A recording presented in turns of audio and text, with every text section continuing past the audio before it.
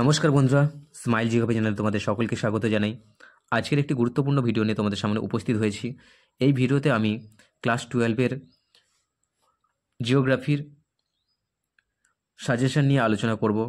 বন্ধুরা, এখান থেকে যে আমরা সেট 1 আলোচনা করব, এখানে কিন্তু তোমরা সমস্ত কোশ্চেনই কমন পেয়ে যাবে পরীক্ষায়। তো অবশ্যই পুরো ভিডিওটা দেখো এবং নোট ডাউন করে নাও। তো চলো শুরু করা যাক আজকের ভিডিও।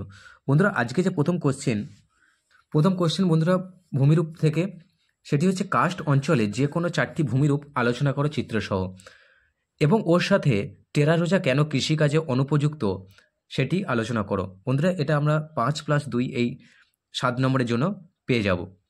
পরে কোশ্চেন ওর সাথে অথবা দিয়ে যেটা রয়েছে, প্রবাল প্রাচীরের উৎপত্তি ও শ্রেণীবিভাগ আলোচনা করো, এবং রিয়া, ডালমেশিয়া এবং ফিয়র্ড উপকূলের পার্থক্য। এর মধ্যে বন্ধুরা রিয়া অথবা ফিয়র্ড বা রিয়া অথবা ডালমেশিয়া এই পার্থক্য কিন্তু পড়তে পারে। তোমরা অবশ্যইভাবে 3টে পার্থক্যটা পড়ে রেখো।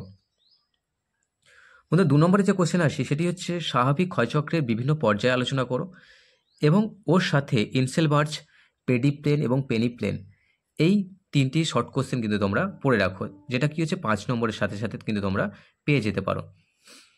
বন্ধুরা, এখানে যে অথবা দিয়ে আমরা মৃত্তিকা থেকে যে কোশ্চেনটা আমরা পড়ে নেব, সেটা হচ্ছে মৃত্তিকার পরিলেখ সম্পর্কে আলোচনা করো, বা সয়েল প্রোফাইল এই কোশ্চেনটা তোমরা পড়ে রাখতে পারো। এবং ওর সাথে মৃত্তিকা সৃষ্টির বিশেষ প্রক্রিয়া, যেমন ল্যাটেরাইট মাটি, পর্জল মাটি কিভাবে তৈরি হয়, সেই প্রক্রিয়া কিন্তু তোমরা পড়তে পারো। এখান থেকে কিন্তু তোমরা 2 নম্বরের কোশ্চেন চলে আসবে। বন্ধুরা, 3 নম্বরে যে কোশ্চেনটা আসবো আমরা, সেটি হচ্ছে ক্রান্তীয় ঘূর্ণবাদের জীবনচক্র।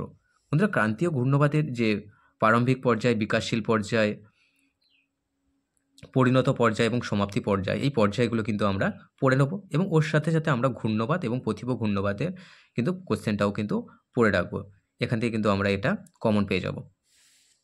বন্ধুরা, অথবা দিয়ে আমরা বায়ুমণ্ডল থেকে আরেকটা যেটা কোশ্চেন করবো, সেটা হচ্ছে বিশ্ব উষ্ণায়নের কারণ এবং তার প্রভাব। এই কোশ্চেনটা কিন্তু আমরা পড়ে নেব, এবং ওর সাথে মরু উদ্ভিদের অভিযোজনগত বৈশিষ্ট্য কিন্তু আমরা পড়ে নিতে পারবো। এটা আমরা 4+3 নম্বরে কিন্তু পড়তে পারি। এটা খুব ইম্পর্টেন্ট কোশ্চেন। বন্ধুরা, আমরা অর্থনৈতিক ভূগোল থেকে এবার আসি অর্থনৈতিক ভূগোলের যুক্তরাষ্ট্রের গম বলয়ের উন্নতির কারণ। এটি কিন্তু আমরা 3টে অথবা 4টে পয়েন্ট কিন্তু আমরা পড়ে রাখতে পারি, এবং তার সাথে সাথে শ্রীলঙ্কার নারকেল চাষের কী কী সমস্যা লক্ষ্য করা যায় সেটি আমরা কিন্তু 3 নম্বরের জন্য পড়তে পারবো। এবং ওর সাথে অ্যাটাচ হিসাবে আমরা মিশ্র কৃষি, শস্যাবর্তন, এর শস্য সমন্বয়, এগুলো হচ্ছে বা প্রগাঢ়তা, এই কোশ্চেনটা কিন্তু আমরা একটু পড়ে রাখতে পারি। এটা আমরা 1 নম্বর অথবা 2 নম্বরের জন্য পেয়ে যাব শর্ট কোশ্চেনে বা এই লং কোশ্চেনের সাথে। বন্ধুরা, এরপরে আসি আমরা ব্রাজিলের অথবা ভারতের ইক্ষু চাষের উন্নতির কারণ।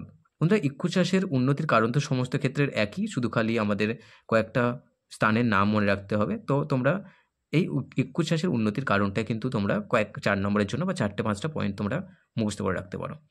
এছাড়াও কিন্তু একই রকমভাবে শ্রীলঙ্কায় বা ভারতের চায়ের উন্নতির কারণ, যেহেতু তোমরা এখন উচ্চ মাধ্যমিকে পড়ো, সেহেতু বেশি পরিমাণে ভারতের না দিয়ে তোমাদের বিভিন্ন বৈদেশিক যেগুলো দেশ রয়েছে সেই সম্পর্কে নিয়ে কিন্তু সেখান থেকে কোশ্চেন চলে আসে। বন্ধুরা, এরপরে যে কোশ্চেনে আমরা আসি শিল্প থেকে, সেটি হচ্ছে মালয়েশিয়ার রবার শিল্পের উন্নতির কারণ। মালয়েশিয়ার কোন কোন কারণে রবার শিল্প উন্নতি ঘটেছে, এবং কাঁচামালের অভাব সত্ত্বেও কেন জাপানের লৌহ ইস্পাত শিল্পের উন্নতির কারণ। এই দুটো কোশ্চেন কিন্তু তোমরা খুব ভালো করে পড়ে রাখতে পারো। এটা আমরা 4 নম্বর অথবা 3 নম্বরে, এক্ষেত্রে তোমরা 5টা পয়েন্ট অথবা 4টে পয়েন্ট কিন্তু তোমরা মুখস্থ করতে পারো। অথবা দিয়ে বন্ধুরা আরেকটা যে সমস্ত শিল্প থেকে আরেকটা যে কোশ্চেন আসে, সেটা হচ্ছে ভারতের খাদ্য প্রক্রিয়াকরণ শিল্পের উন্নতির কারণ, এবং ওর সাথে যেটা অ্যাটাচ কোশ্চেন সেটি হচ্ছে ওয়েবারের ন্যূনতম ব্যয় তথ্য আলোচনা করো।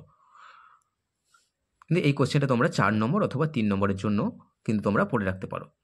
এবং ওর সাথে যেটা শেষ কোশ্চেন, সেটি হচ্ছে বিশ্বব্যাপী জনঘনত্বের তারতম্যের কারণ আলোচনা করো, এবং ওর সাথে অ্যাটাচ হিসাবে থমসনের জনসংখ্যা বিবর্তন মডেল তোমরা কিন্তু পড়ে রাখতে পারো 4+3 নম্বর অর্থাৎ 7 নম্বরের।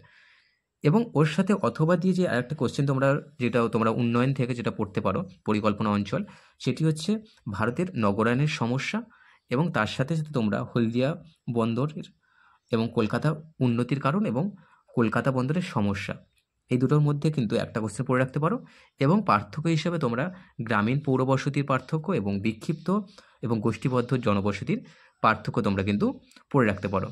বন্ধুরা, এই ছিল আজকের ভিডিও। আমরা সেট 2 আলোচনা করব। সেট 2 তে কিন্তু একই রকমভাবে আমরা 6টা কোশ্চেন আলোচনা করেছি। তো আশা করি এই 6টা কোশ্চেন তোমরা যদি ভালো করে প্র্যাকটিস করো, তো অবশ্যই পুরো ফাইনাল পরীক্ষায় তোমরা সমস্ত কোশ্চেনই কিন্তু কমন পেয়ে যাবে এবং সমস্ত কোশ্চেনই তোমরা পেয়ে যাবে। তো পুরো ভিডিওটা ভালো করে দেখো এবং এখানে নোট ডাউন করে নাও, এবং ভালো লাগলে অবশ্যই চ্যানেলটিকে সাবস্ক্রাইব করবে এবং বন্ধুদের কাছে শেয়ার করবে, যাতে সকলের পরীক্ষা কিন্তু খুব ভালোভাবে হয় এবং সকলে ভালো থাকবে এবং সকলের ভালো পরীক্ষা কামনা করি।